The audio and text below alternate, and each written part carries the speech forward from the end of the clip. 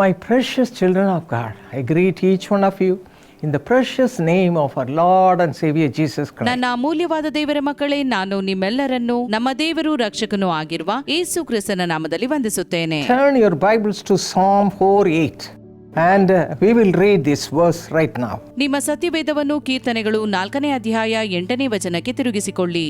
ಅಲ್ಲಿ ಹೀಗೆ ಓದುತ್ತೇವೆ. I will both lie down in peace and sleep, for you alone, O Lord, make me dwell in safety. ನಾನು ನಿರ್ಭಯವಾಗಿರುವುದರಿಂದ ಮಲಗಿಕೊಂಡು ಕೂಡಲೇ ನಿದ್ದೆ ಮಾಡುವೆನು, ಯಾಕಂದರೆ ಯೆಹೋವನೇ, ನಾನು ಯಾವ ಅಪಾಯವೂ ಇಲ್ಲದೆ ಸುರಕ್ಷಿತನಾಗಿರುವಂತೆ ನೀನು ಕಾಪಾಡುತ್ತೀ. This world we need peace, my precious children. ನನ್ನ ಅಮೂಲ್ಯವಾದ ಮಕ್ಕಳೇ, ಈ ಲೋಕದಲ್ಲಿ ನಮಗೆ ಶಾಂತಿಯೂ ಬೇಕು. Jesus Christ came into this world as a Prince of Peace. ಯೇಸು ಈ ಲೋಕಕ್ಕೆ ಶಾಂತಿಯ ರಾಜನಾಗಿ ಬಂದನು. And Psalm 29 verse 11 says, the Lord shall give strength to his people. The Lord will bless his people with peace. ಕೀರ್ತನೆಗಳು 29:11ನೇ ವಚನ ಹೇಳುತ್ತದೆ, ಯೆಹೋವನು ತನ್ನ ಜನರಿಗೆ ಬಲವನ್ನು ಅನುಗ್ರಹಿಸುವನು, ಆತನು ತನ್ನ ಪ್ರಜೆಗೆ ಸುಕ್ಷೇಮವನ್ನು ದಯಪಾಲಿಸುವನು. When you read the word of God, my beloved children of God, you have to read like that. ಪ್ರೀತಿಯುಳ್ಳ ದೇವರ ಮಕ್ಕಳೇ, ನೀವು ದೇವರ ವಾಕ್ಯವನ್ನು ಓದುವಾಗ ಹೀಗೆ ಓದಬೇಕು. This verse, Psalm 29:11 says, the Lord will give strength to his people. The Lord will bless his people with peace. ಕೀರ್ತನೆಗಳು 21:11ನೇ ವಚನ ಹೀಗೆ ಹೇಳುತ್ತದೆ, ಯೆಹೋವನು ತನ್ನ ಜನರಿಗೆ ಬಲವನ್ನು ಸುಕ್ಷೇಮವನ್ನು ಅನುಗ್ರಹಿಸುವನು ಎಂದು. When this peace will come into our lives? ಯಾವಾಗ ಈ ಶಾಂತಿಯು ನಮ್ಮ ಜೀವಿತಕ್ಕೆ ಬರುವುದು? When we accept Jesus as our Savior. ನಾವು ಯೇಸುವನ್ನು ಸ್ವಂತ ರಕ್ಷಕನನ್ನಾಗಿ ಅಂಗೀಕರಿಸಿದಾಗ. Every one of you cry unto the Lord right now. ಪ್ರತಿಯೊಬ್ಬರು ದೇವರ ಕಡೆಗೆ ಈಗಲೇ ಮೊರೆ ಇಡಿರಿ. Precious Jesus Christ, come into my life. ಅಮೂಲ್ಯವಾದ ಯೇಸು ಕ್ರಿಸ್ತನೇ, ನನ್ನ ಜೀವಿತಕ್ಕೆ ಬಾ. Save me from all the sinful things in this world. ಈ ಲೋಕದಲ್ಲಿರುವ ಪಾಪದ ಸಂಗತಿಗಳಿಂದ ನನ್ನನ್ನು ರಕ್ಷಿಸು. Give me your salvation. ನಿನ್ನ ರಕ್ಷಣೆಯನ್ನು ನನಗೆ ನೀಡು. Forget all my sins, Father. ನನ್ನ ಪಾಪಗಳನ್ನೆಲ್ಲ ಮರೆತು ಬಿಡು ತಂದೆಯೇ. And forgive me. ನನ್ನನ್ನು ಕ್ಷಮಿಸು. Make me your child. ನನ್ನನ್ನು ನಿನ್ನ ಮಗುವನ್ನಾಗಿಸು. I am asking every one of you, dedicate your life right now like that. ನಿಮ್ಮಲ್ಲಿ ಪ್ರತಿಯೊಬ್ಬರಲ್ಲಿ ಹೇಳುತ್ತಿದ್ದೇನೆ, ನಿಮ್ಮ ಜೀವಿತವನ್ನು ಈಗಲೇ ಆತನಿಗೆ ಒಪ್ಪಿಸಿಕೊಡಿರಿ. The Lord will hear your cry. ನಿಮ್ಮ ಮೊರೆಯನ್ನು ಆತನು ಲಾಲಿಸುವನು. He will heal you. ನಿಮ್ಮನ್ನು ಗುಣಪಡಿಸುವನು. He will forgive you. ನಿಮ್ಮನ್ನು ಕ್ಷಮಿಸುವನು. And He'll give you peace. ಶಾಂತಿಯನ್ನು ದಯಪಾಲಿಸುವನು. The peace that passeth all understanding. ಎಲ್ಲಾ ಗ್ರಹಿಕೆಯನ್ನು ಮೀರುವ ಸಮಾಧಾನವು ನಿಮ್ಮದಾಗುವುದು. What a great God we have. ಎಂಥ ದೊಡ್ಡ ದೇವರು ನಮಗಿದ್ದಾನೆ.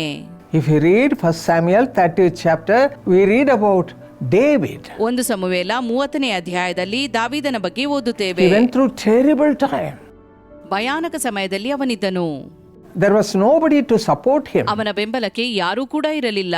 Oh, he was worried in his mind. ಅವನು ಬಹಳ ಚಿಂತಿತನಾಗಿದ್ದನು. At that time, what did David do?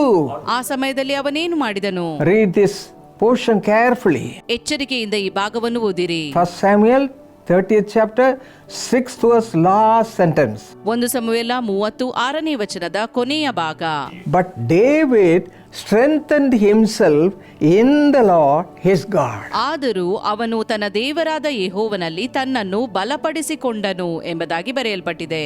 In the midst of all your troubles, you have to do only this thing. ನಿಮ್ಮ ಎಲ್ಲಾ ತೊಂದರೆಗಳ ಮಧ್ಯವು ನೀವು ಮಾಡಬೇಕಾದದ್ದು ಇದೆ. Strengthen yourself in the Lord. ದೇವರಲ್ಲಿ ನಿಮ್ಮನ್ನು ಬಲಪಡಿಸಿಕೊಳ್ಳಿರಿ. And you will have all peace and joy. ಆಗ ನಿಮಗೆ ಬೇಕಾದ ಸಂತೋಷ ಸಮಾಧಾನ ದೊರೆಯುವುದು. If you read Hebrews chapter 11 verses 8 to 12, we read about Abraham receiving this divine peace in his life. ನಾವು ಇಬ್ರಿಯ 11ನೇ ಅಧ್ಯಾಯ 8ರಿಂದ 12ನೇ ವಚನದಲ್ಲಿ ಅಬ್ರಹಾಮನು ಪಡೆದ ದೈವಿಕ ಸಮಾಧಾನದ ಬಗ್ಗೆ ನೋಡುತ್ತೇವೆ. And Isaiah 26:3 says, you'll keep him in perfect peace whose mind is stayed on you because he trusts in you. Yeshaya 26:3ನೇ ವಚನ ಹೇಳುತ್ತದೆ, ಸ್ಥಿರಚಿತ್ತನನ್ನು ಶಾಂತಿಯಲ್ಲಿ ನೆಲೆಗೊಳಿಸಿ ಕಾಯುವಿ, ಅವನಿಗೆ ನಿನ್ನಲ್ಲಿ ಭರವಸವಿದೆ ಎಂದು. Let us read Romans 16:20. ನಾವು ರೋಮಾಪುರ 16:20 ಓದಿಕೊಳ್ಳುವ. When our hope is in the Lord, the God of peace will crush Satan under your feet shortly. ನೀವು ದೇವರಲ್ಲಿ ಭರವಸೆ ಬಿಡುವಾಗ ಶಾಂತಿದಾಯಕನಾದ ದೇವರು ಶೀಘ್ರವಾಗಿ ಸೈತಾನನನ್ನು ನಿಮ್ಮ ಕಾಲುಗಳ ಕೆಳಗೆ ಹಾಕಿ ತುಳಿಸಿ ಬಿಡುವನು. Whatever problem you are facing right now and you have lost all your peace, right now the Lord will fill you with this divine ನೀವು peace. ಯಾವುದೇ ತೊಂದರೆಯನ್ನು ಎದುರಿಸುತ್ತಿರಲಿ, ಕಳೆದುಕೊಂಡಿರಬಹುದು, ಶಾಂತಿಯನ್ನು ಕಳೆದುಕೊಂಡಿರಬಹುದು. ಈ ಕೂಡಲೇ ದೇವರು ನಿಮ್ಮನ್ನು ದೈವಿಕ ಶಾಂತಿಯಿಂದ ತುಂಬಿಸುವನು.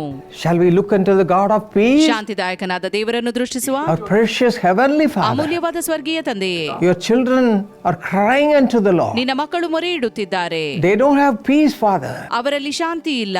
You are the only one who can give them peace, Father. ಶಾಂತಿಯನ್ನು ದಯಪಾಲಿಸುವಾತನು ನೀನೊಬ್ಬನೇ. You are a God of peace. ನೀನು ಶಾಂತಿದಾಯಕನಾದ ದೇವರು. Look unto the children. ನಿನ್ನ ಮಕ್ಕಳನ್ನು ನೋಡು. Touch everyone, Father. ಪ್ರತಿಯೊಬ್ಬರನ್ನು ಮುಟ್ಟು. Take away all the problems they are facing. ಅವರು ಎದುರಿಸುತ್ತಿರುವ ತೊಂದರೆಗಳನ್ನು ತೆಗೆ. Give them your divine peace. ದೈವಿಕ ಶಾಂತಿಯನ್ನು ದಯಪಾಲಿಸು. Right now. ಈಗಲೇ. Right now. ಈಗಲೇ. Let them receive your divine peace. ಎಲ್ಲರೂ ದೈವಿಕ ಶಾಂತಿಯನ್ನು ಪಡೆಯಲಿ. Let them be happy and cheerful from now on. ಇನ್ನು ಮುಂದೆ ಅವರು ಸಂತೋಷಿಸುತ್ತಾ ಹರ್ಷಿಸಲಿ. Thank you for hearing this simple prayer, O ಈ Father. ಸಣ್ಣ ಪ್ರಾರ್ಥನೆಯನ್ನು ಲಾಲಿಸಿದ್ದಕ್ಕಾಗಿ ಸ್ತೋತ್ರ.